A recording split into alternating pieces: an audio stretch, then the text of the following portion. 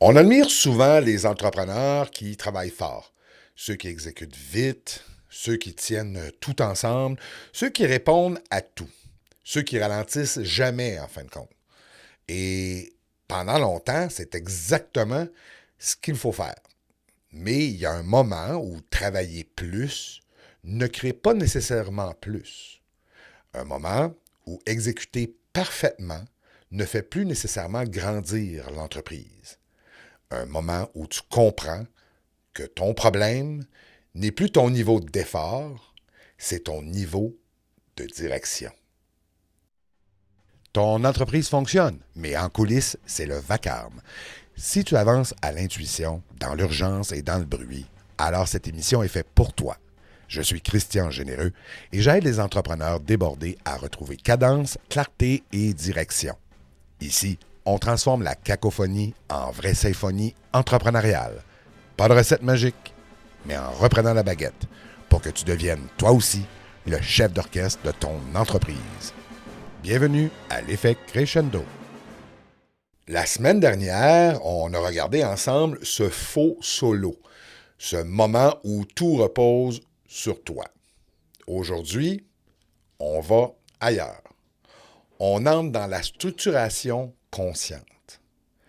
Parce que une fois que tu as vu que ton leadership ne doit pas être centralisateur, ben, il reste une étape un petit peu plus exigeante. Reconnaître que ton rôle doit évoluer. Et il y a un point très précis où ton entreprise continue de fonctionner. Les ventes entrent, les clients sont servis, mais la croissance, elle, ralentit. Pas brutalement, mais plutôt subtilement. Tu travailles toujours fort, mais tu sens qu'il y a quelque chose là, qui plafonne. Et ce plafond-là ben, ne vient pas nécessairement d'un manque de compétences.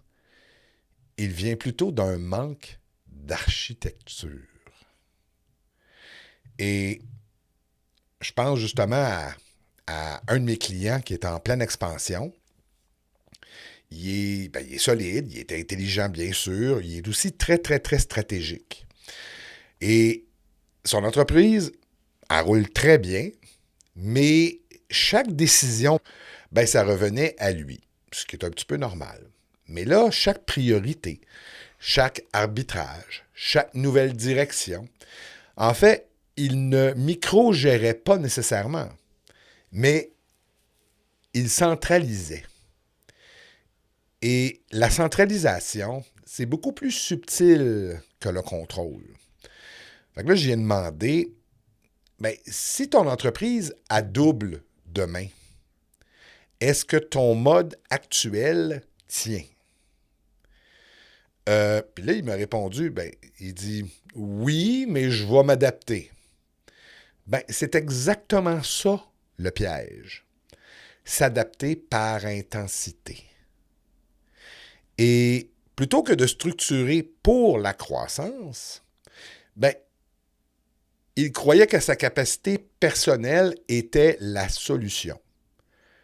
Alors qu'elle était plutôt devenue la limite. Alors, une petite analogie, comme à mon habitude. Imagine un musicien talentueux. Au début, il joue chaque instrument dans son studio, il va composer, il va enregistrer, il va mixer. Puis c'est normal, il est au début. Mais si son projet grandit et qu'il continue à tout faire lui-même, mais qu'est-ce que tu penses qui va arriver? Il va plafonner. Et c'est, encore une fois, pas par manque de talent, pas par manque de structure nécessairement. À un certain niveau, là, c'est que la musique doit pouvoir jouer sans sa présence constante. Parce que sinon, c'est plus, c'est plus nécessairement une œuvre scalable, comme on dit dans la langue de Shakespeare. C'est plutôt une performance dépendante. Et si toi, tu es là aujourd'hui, là, en ce moment, ben sache que c'est pas nécessairement parce que tu es désorganisé. C'est souvent parce que tu es compétent. Tu sais faire. Tu sais décider. Tu sais aussi comment corriger rapidement. Et pendant un temps, c'est ce qui a créé ta croissance. Mais plus que ton entreprise grandit, plus que ton rôle devrait aussi se déplacer. Se déplacer du faire, donc se déplacer du faire vers le cadrer, du produire vers l'orchestrer. Et ce déplacement-là, là, il va être inconfortable parce qu'il t'enlève une partie visible de ton utilité. Et un exécutant, lui, va créer de la valeur par action, tandis qu'un pilote va créer de la valeur par clarté. L'exécutant est au centre des opérations, tandis que le pilote, lui, il est au centre des décisions structurantes. L'exécutant va optimiser l'existant, tandis que le pilote, lui, va construire le prochain niveau. Et tant et aussi longtemps que ton agenda est rempli de tâches critiques qui ne devraient plus nécessairement dépendre de toi, ben, tu es encore dans cet ancien rôle-là, même si ton entreprise a déjà changé de dimension. Dans un orchestre professionnel, le chef d'orchestre, il ne joue pas plus fort quand la pièce devient complexe. Il ne prend pas non plus un instrument pour accélérer les choses. Il va clarifier. Il va ajuster le tempo. Il va préciser l'intention au musicien. Parce que s'il devait jouer à la place des musiciens chaque fois que la partition se complique, eh bien, l'orchestre ne deviendrait jamais mature. Et une entreprise qui dépend encore de la présence opérationnelle de son fondateur, par exemple, ben, il est en phase de transition, pas en phase nécessairement de maturité. Et je me souviens très clairement, quand j'étais impliqué, entre autres, en politique active, j'ai vraiment senti ce plafond-là.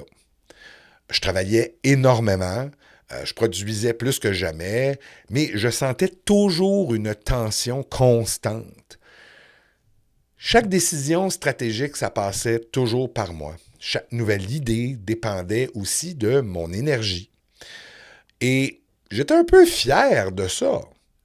Mais jusqu'au jour où j'ai compris que si je tombais malade pendant 2 semaines, par exemple, à une campagne électorale, être malade pendant 2 semaines, ça peut être catastrophique, eh bien, la machine ou la croissance s'arrêtait. Et ça, c'est pas parce que l'équipe n'était pas capable. C'est parce que j'étais pas structuré pour l'autonomie.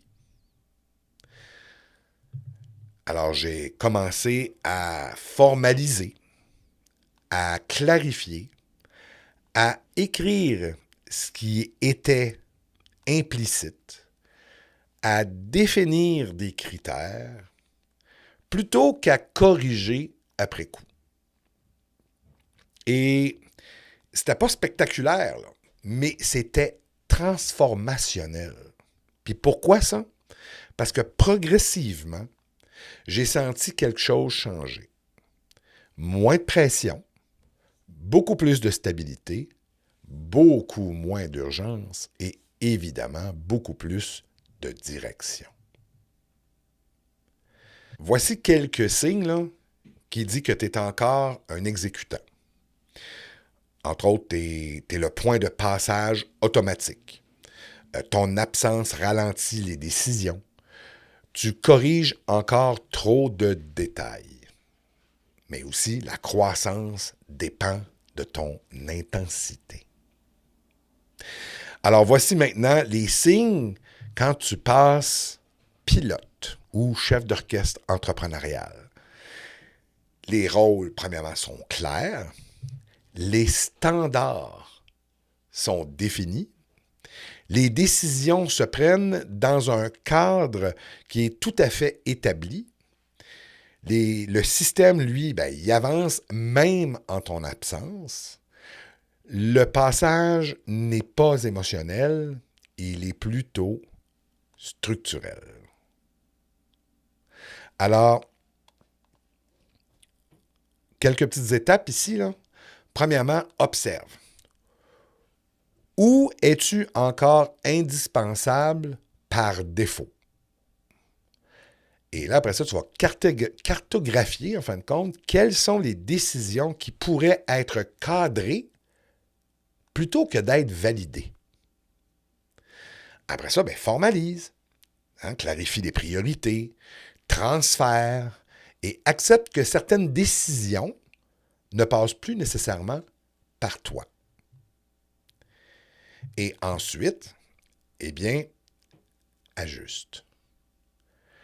Parce que la maturité crée parfois un léger ralentissement au début, mais elle crée une croissance durable pour la suite. Alors, cette semaine, je vais t'inviter à ne pas chercher à accélérer. Cherche plutôt un endroit précis où tu peux créer de la hauteur, que ce soit un processus, un standard, une responsabilité, juste un levier. Parce que le passage ne se fait pas en un mouvement spectaculaire, là. Il va se faire par une architecture progressive. Donc, en conclusion, oui, travailler fort, ça t'a permis de te bâtir. On est d'accord avec ça. Structurer consciemment va te permettre de t'élever. Le passage de exécutant à pilote, ça ne diminue surtout pas ton impact. Ça va d'ailleurs le multiplier. Parce que une organisation ou une entreprise qui est mature, ça ne dépend pas du volume de travail de son fondateur ou de son leader principal. Elle dépend surtout de la solidité de sa structure. Et une fois que tu pilotes réellement, la question va être, c'est avec qui ça que tu pilotes ça? Parce que à un certain niveau, c'est plus seulement de l'architecture interne qui va influencer la croissance. C'est ton environnement stratégique. Et ça, c'est vraiment important de bien l'incarner, de bien le vivre, de bien le déployer. Alors, la semaine prochaine, on va ouvrir un peu cette prise de conscience-là. L'importance de ne pas être seul en affaires. Pas nécessairement pour être soutenu, mais plutôt pour s'élever. Et pour ça, je vais recevoir Christine Marcotte, qui est déjà venue à l'émission. Mais là, c'est vraiment pour parler davantage en profondeur sur le fait que d'être un pilote ou un chef d'orchestre isolé va toujours moins loin qu'un chef d'entreprise, par exemple, qui est bien entouré. Et ça, on va en parler ensemble la semaine prochaine.